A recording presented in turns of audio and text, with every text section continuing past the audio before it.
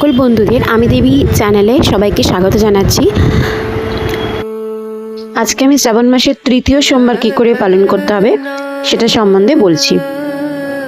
আর এই ভিডিওতে একদম সহজ সরল পদ্ধতিতে যাতে সবাই করতে পারে এই শ্রাবণ মাসের প্রত্যেক সোমবার, সেভাবেই আমি রাখার চেষ্টা করেছি যাতে সকলে করতে পারে এবং যেগুলো মিনিমাল মানে যেগুলো দরকার সেরকম সামগ্রী দিয়ে আপনারা যাতে সবাই করতে পারেন সেভাবেই দেখাচ্ছি।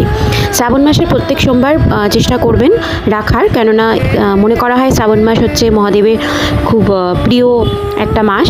তো চেষ্টা করবেন প্রত্যেক এই মাসের প্রত্যেক সোমবারটা করার।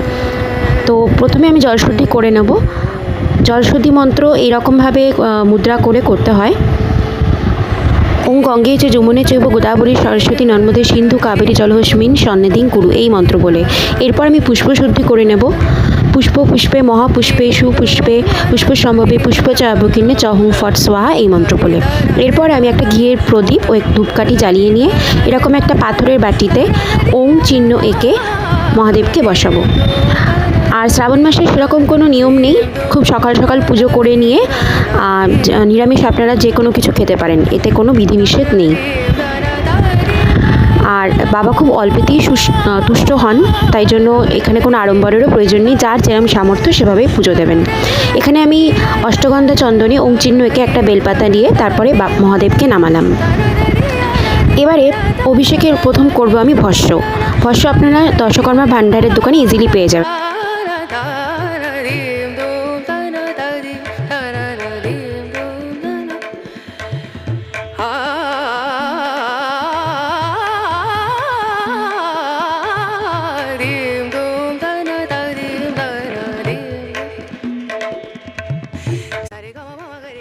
এরপরে আমি ঘি দিয়ে বাবার অভিষেক করাচ্ছি। ঘি দিয়ে বাবার অভিষেক করালে মনে করা হয় মানসিক যদি যে কোনো কারোর কষ্টের মধ্যে দিয়ে যদি কেউ যায় তাহলে সেখানে সে মানসিক শান্তি পেতে পারে, সেই হিসেবে ঘিটা দেওয়া হয়। আর মধু দেওয়া হয় সবার সাথে, যাতে আমাদের সুমধুর এবং সুসম্পর্ক বজায় থাকে, তাই দিয়ে সেই কারণের জন্য মধু দিয়ে শিবলিঙ্গের অভিষেক করা হয়। এরপরে আমি এরকম একটা কমণ্ডুলের মধ্যে কাঁচা দুধ নিয়েছি, গরুর দুধ, সেটা দিয়ে প্রথমে ডান দিকে, তারপরে বাঁ দিকে, তারপরে মধ্যভাগে, তারপরে পেছনের ভাগে এবং তারপরে ডান দিক মানে ক্লকওয়াইজ 3 বার ঘুরিয়ে তারপরে ভক্তি ভরে শিবলিঙ্গের মাথায় অর্পণ করতে পারেন। এখানে বলে রাখি, যাদের পক্ষে কাঁচা দুধ জোগাড় করা সম্ভব হচ্ছে না তারা নর্মাল ওয়াটার শুদ্ধ জল দিয়েও কিন্তু বাবার অভিষেক করাতে পারেন, এতে কোনো সমস্যা নেই।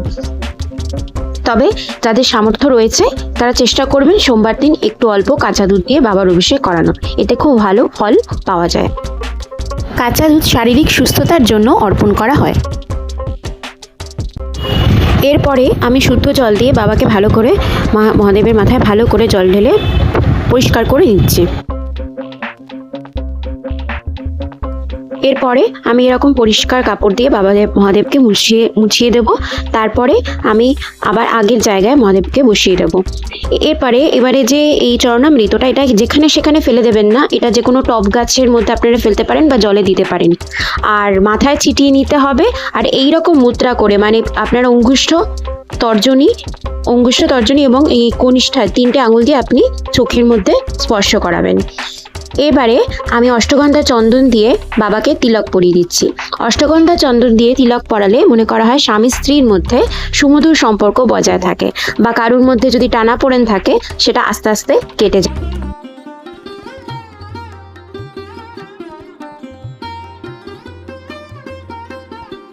এবারে আমি বাবা মহাদেবের মাথায় বেলপাতা চড়াবো। আর বেলপাতা কিন্তু ফাটা বা কাটা দেখে নেবেন না। আর যে একটা বেলপাতাতেও মহাদেব সন্তুষ্ট হন।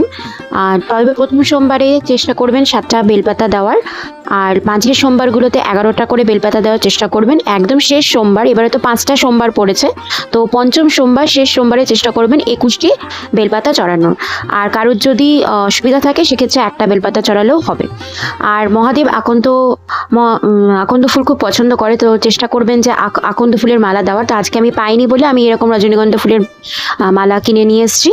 তো সেটা বেলপাতা, ফুলের মালা, যাই কিছু আপনি দেবেন না, অর্পণ করবেন না কেন, সেটা সবসময় চন্দন মাখিয়ে অর্পণ করবেন। আর যে কোনো ফুল আপনারা দিতে পারেন কেতকী ফুল বাদ দিয়ে বা খুব গন্ধযুক্ত ফুল বাদ দিয়ে। তো আমি এখানে আজকে কলকে ফুল জোগাড় করতে পেরেছি, তো আমি কলকে ফুল চন্দন মাখিয়ে দিলাম।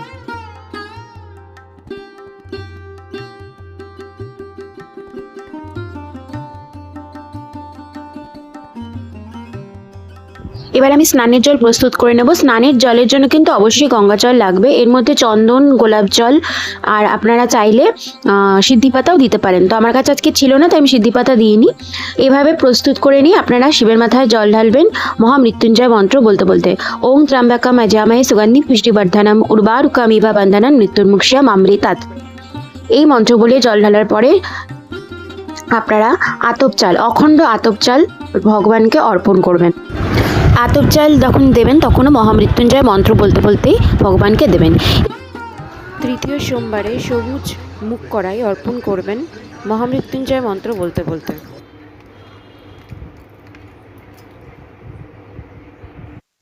এরপরে আমি মহাদেবকে এভাবে মিষ্টি লাড্ডু সাজিয়ে বেলপাতা দিয়ে অর্পণ করে সমস্ত, এখানে আমার সমস্ত ঠাকুরের উদ্দেশ্যে আমি একবারে দিয়েছি। আর মহাদেবকে আমি আবার সিংহাসনে রেখে দিয়েছি।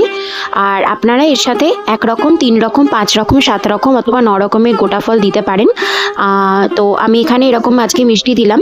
আর সোমবার সোমবার আপনারা যে কোনো ফল মহাদেবকে অর্পণ করতে পারেন। আচ্ছা, এক্ষেত্রে অনেকের প্রশ্ন থাকে যে মহাদেবকে অর্পণ করা ফল কি আমরা গ্রহণ করতে পারবো?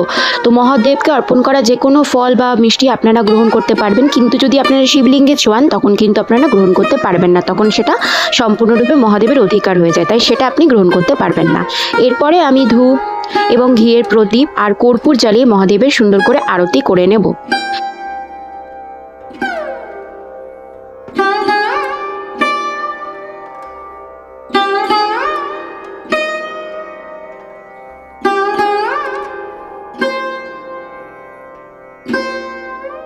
চতুর্থ সোমবারে আপনারা অর্পণ করবেন গম, এবং এবছর যেহেতু 5টি সোমবার পড়েছে, তো একদম লাস্টের সোমবার মানে পঞ্চম সোমবারে আপনারা অর্পণ করবেন জবের ছাতু অথবা ছোলার ছাতু, যে কোনো একটা। তো আমি এই ভিডিওতে সম্পূর্ণভাবে আপনাদের পুজো পদ্ধতি দেখিয়ে দিলাম। এই পদ্ধতি প্রত্যেকটি সোমবারে আপনারা ফলো করবেন, শুধুমাত্র শস্যটা চেঞ্জ হবে প্রত্যেক সোমবার সোমবার। আর এখানে কোনো সেরকম কোনো বিধিনিষেধ নেই যে এটা খাওয়া যাবে না ওটা খাওয়া যাবে না। আপনারা এমনি নর্মাল সকালবেলায় পুজো দিয়ে তারপরে যে কোনোভাবে নিরামিষ অন্ন আপনারা গ্রহণ করতে পারবেন। আর মনে ভক্তি থাকলেই মহাদেব পুজো গ্রহণ করেন, কোনো আড়ম্বরের প্রয়োজন হয় না। ভিডিওটি ভালো লেগে থাকলে সকলের কাছে অনুরোধ রইল চ্যানেলটাকে সাবস্ক্রাইব করে নেওয়ার, লাইক, শেয়ার এবং কমেন্ট করার।